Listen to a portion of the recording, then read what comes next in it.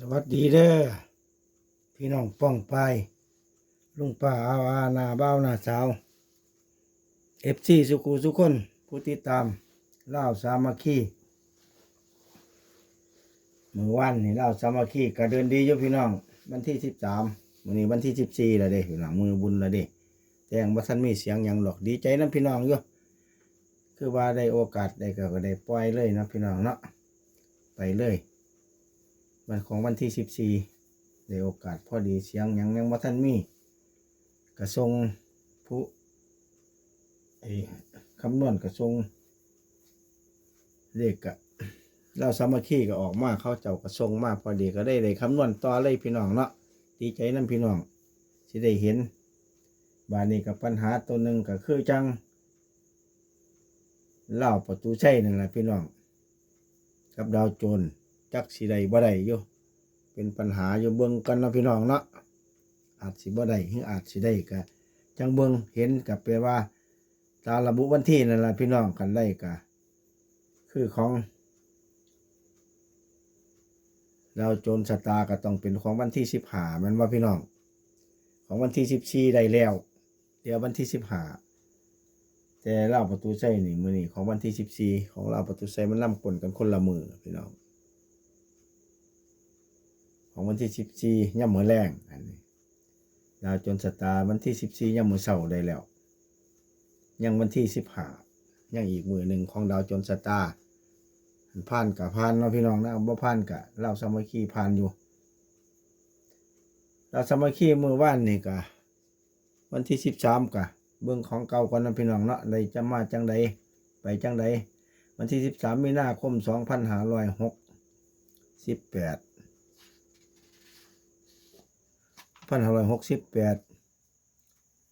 คู่วิ่งเด่นเก่าร่องเก็ดเขาตัวสำรองพี่น้องเขาเก็ดตัวสำรองเด้อพี่น้องเด้อเขาเก็ด2เก็ด0ลูดตัวสำรองเขา2ลูดพี่น้องแล้วก็มาเล่าอาเซียนลุดไป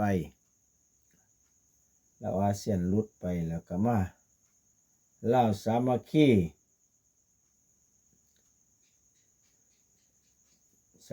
VIP เด่น0ร่อง1เขาเทิง1เทิง0ล่ะพี่น้องก็ได้รูด02กับ61น่าสิเป็น01เพิ่นยังเป็น02อยู่พี่น้องเนาะการได้2รูดคือกันพี่น้องมาเล่า VIP ลุดไปมาเล่าสตาร์ VIP เด่น3ร่อง6เขา6พี่น้องได้4 6ได้5รูดเนาะพี่น้องเนาะถือว่าเดินดีดิพี่น้องเก่งแล้วดีใจนำพี่น้องเด้อผู้ติดตามอย่าลืมอย่าทิ้งตัวรูดอย่างเดียวพี่น้องตัวคูสำรองก็จ่อไปนิดน้อยแต่ว่าตัวรูดนี่รูดทั้ง2ตัวได้พี่น้องเด้อได้น้อยก็เอาพี่น้องรูดหน่อยรูดหลายก็แล้วแต่พี่น้องสิจัดเอาจัดกันเองได้พี่น้องเด้อเอาเล่าสามัคคีไปต่อวันที่14มีนาคม2568พี่น้องเล่าสามัคคีจับคู่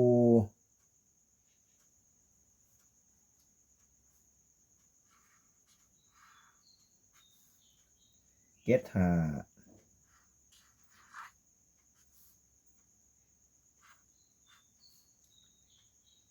53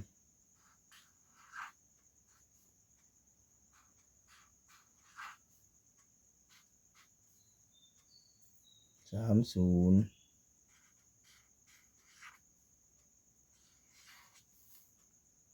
วิ่ง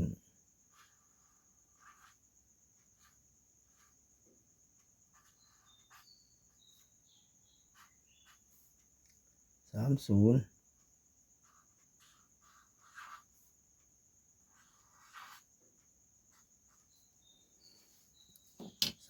วิ่ง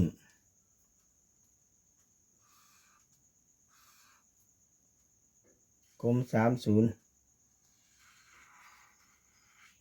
ล่อง53ล่องเก็ด5คู่วิ่งเด่น3ล่อง0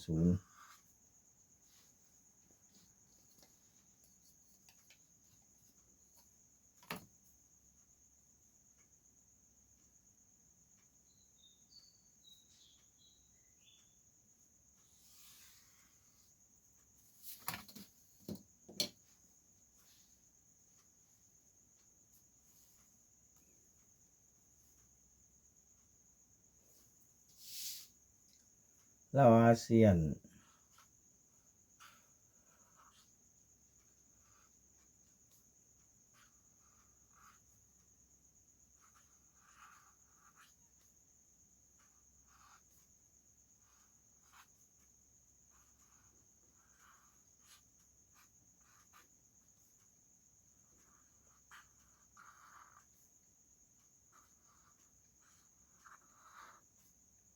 อาเซียน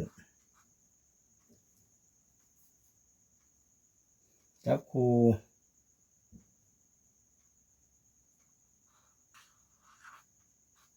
51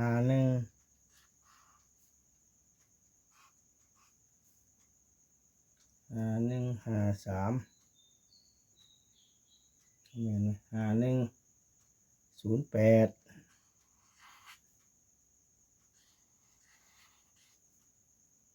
วิ่ง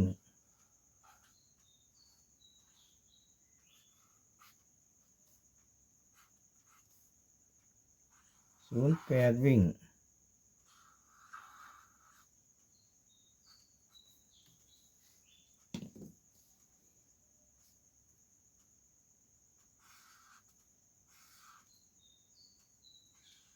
กลม08ล่อง51คู่วิ่งเด่น8ล่องเด่น8ล่อง0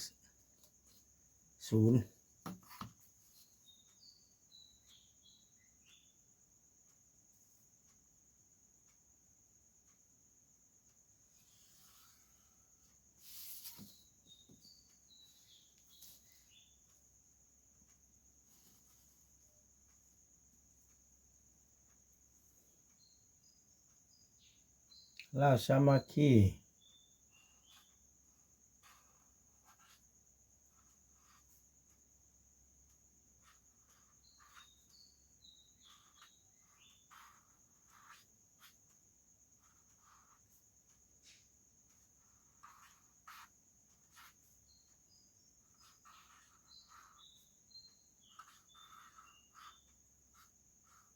ขี้ VIP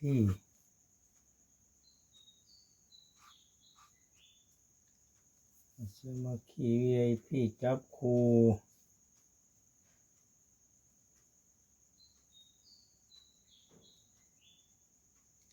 46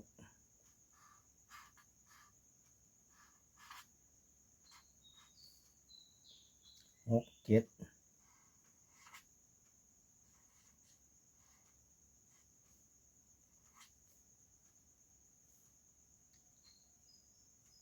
28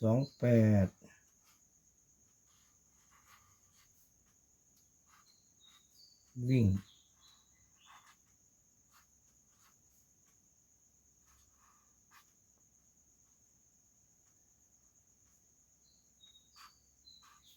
67วิ่ง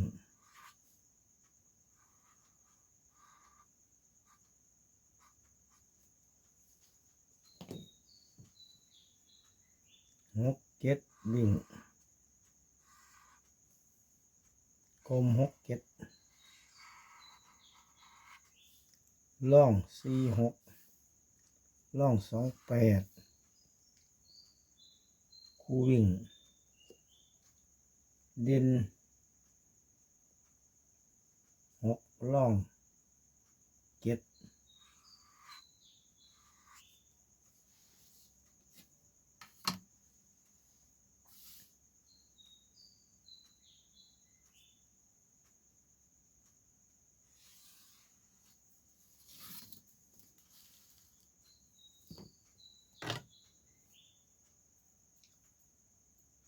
เหล้า VIP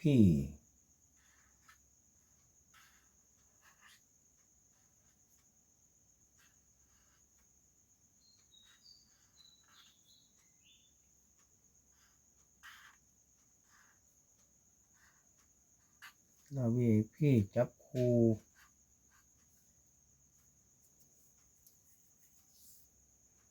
เหล้า VIP จับคู่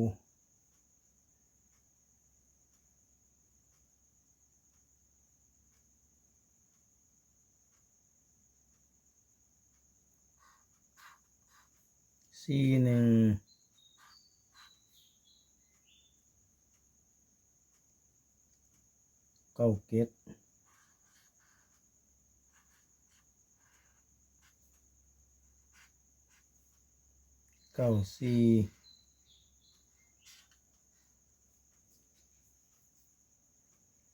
วิ่ง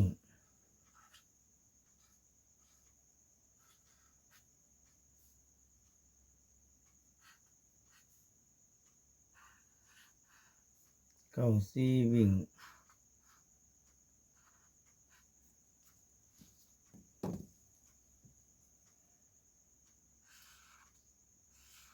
94วิ่งกลม94ล่อง97ล่อง41กูวิ่งเด่น4ล่องเก่า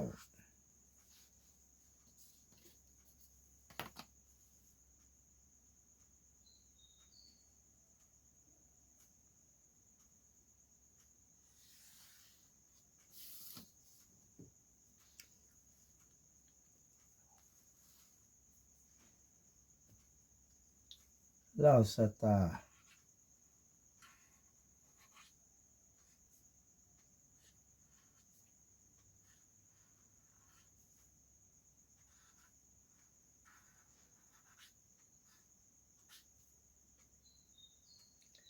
ลาวสตาร์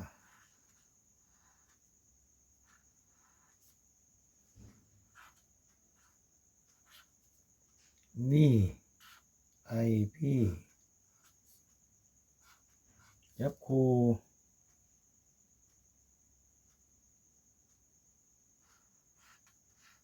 43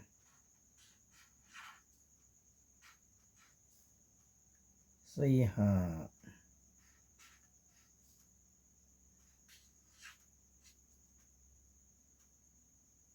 84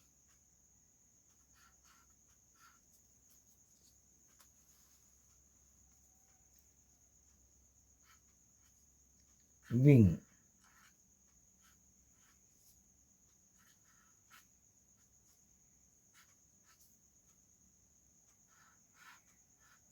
45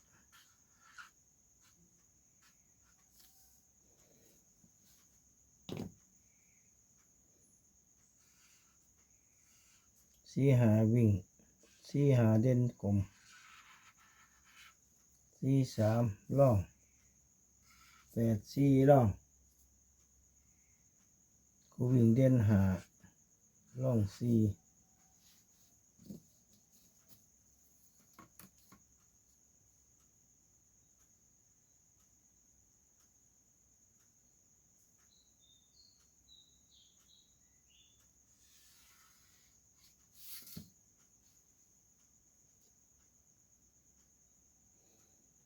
กลุ่ม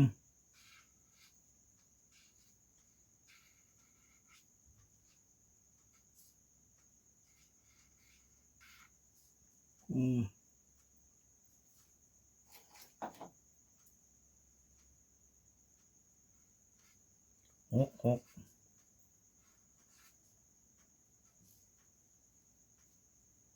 093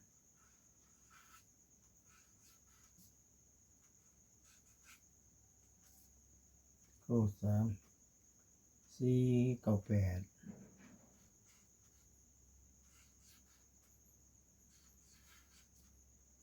498 2238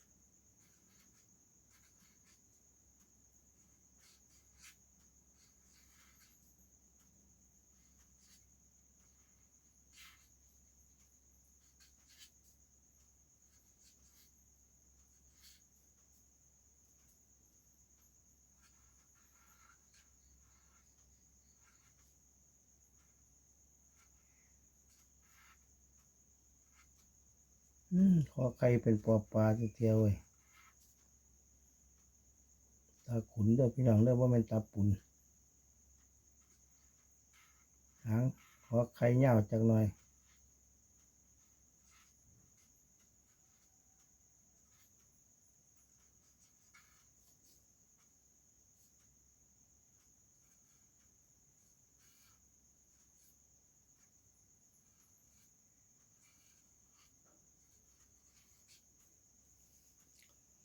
แคปหน้าจอพี่น้องแคปหน้าจอบ่ได้เข้ามาแล้ว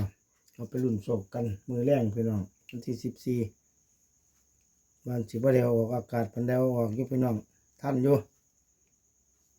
แล้วสามัคคีวันที่14มีนาคม2568จับคู่755330วิ่ง30กลม30ล่อง75ล่อง53คู่วิ่งเด่น3ล่อง0ลาวอาเซียน5108วิ่ง08กลม08ล่อง51คู่วิ่งเด่น8ล่อง0แล้วสามัคคี VIP 466728วิ่ง67กลม67ล่อง46ล่อง28คู่วิ่งเด่น6ล่อง7แล้ว VIP 419794วิ่ง94กลม94ล่อง41ล่อง97คู่วิ่งเด่น4ล่อง9แล้วสตาร์ VIP 434584วิ่ง45กลม45ล่อง43ล่อง84คู่วิ่งเด่น5ล่อง4พี่น้องไผเข้ามาแล้วก็ให้โชคมากันทุกคู่ทุกคนเด้อพี่น้องเด้อเฮงๆปังๆกันเงินให้น้องท่องให้ไหลอย่าเจ็บอย่าจนพี่น้องให้คุณพระรักษาเทวดาคุ้มครองพี่น้องครอบครัวให้อยู่เย็นเป็นสุขพอกันอีกเทื่อนึงกับพุ่นละพี่น้องวันที่15สำหรับมื้อนี้ขอกล่าวคำว่าสวัสดี